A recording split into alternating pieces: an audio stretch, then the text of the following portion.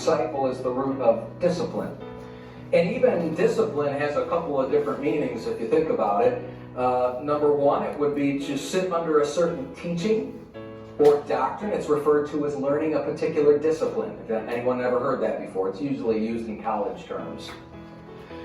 Second would be to sit under the heavy hand of judgment with the same results.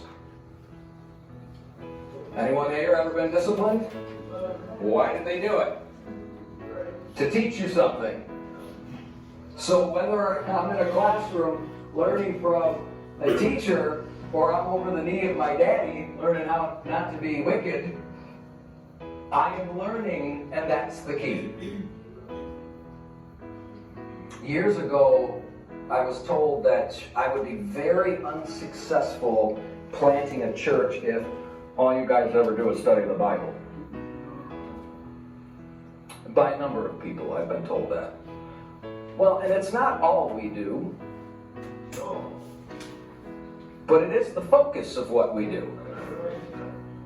Unapologetically, for nearly 12 years, so apparently we were successful in understanding the Bible.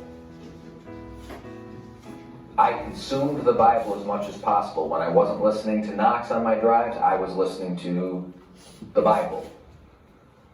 I read it at home, I read it at work, I listened to it in the car. I had one of those jobs at the time where I was able to kind of do my job and look on my computer, and the Bible was on the computer. That's just what I did. I consumed it. I think in that year, I think that was the year that I actually consumed it 5 times in 1 year. I just poured over it and poured over it and poured over it.